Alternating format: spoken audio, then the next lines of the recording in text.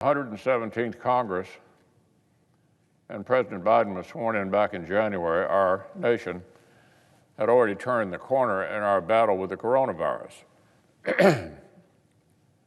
New cases and deaths had already peaked and actually started to plummet.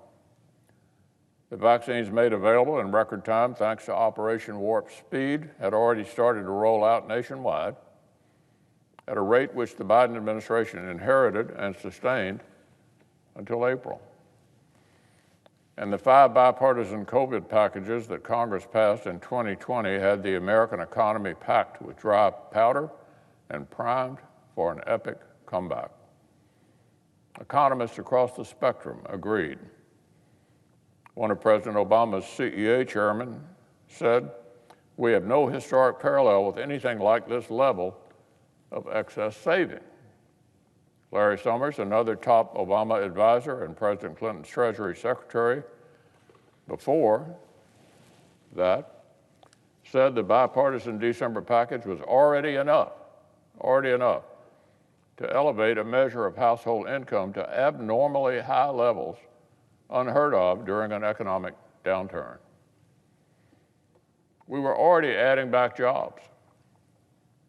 But instead of tailoring another bill to build on this momentum, they pushed ahead with a $2 trillion partisan plan that the far left wanted.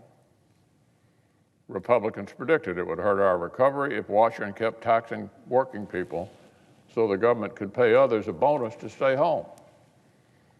I stood here in February and quoted an expert who said, "In an expanding economy that is putting the virus behind it, paying people more in unemployment than they could receive from working is an act of substantial economic self-harm. It would keep workers on the sidelines, stop the unemployment rate from falling as rapidly as it otherwise would, and slow the overall recovery."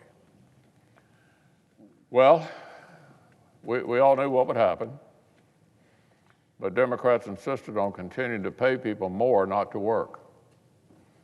In April, as the president's policies took effect, we only added 266,000 jobs. That's nearly 800,000 under estimates. Just as job openings soared to more than 8 million, the biggest number ever recorded. We're literally taxing the American workers who are back on the job for the sake of slowing down our economic recovery. Instead of an agenda to reopen America, Democrats muscled through policies that would actually prolong parts of this crisis. And of course, that's what happened. A record number of small businesses say they have open jobs they cannot fill. Governors across America are having to take matters into their own hands and turn off these extra generous benefits.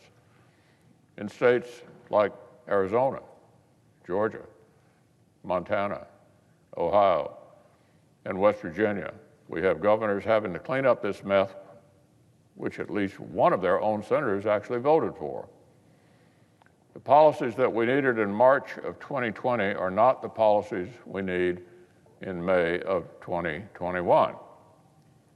That has been obvious to Republicans, to economists, and to the American people. The sooner that my Democratic friends here in Washington can catch up, the better.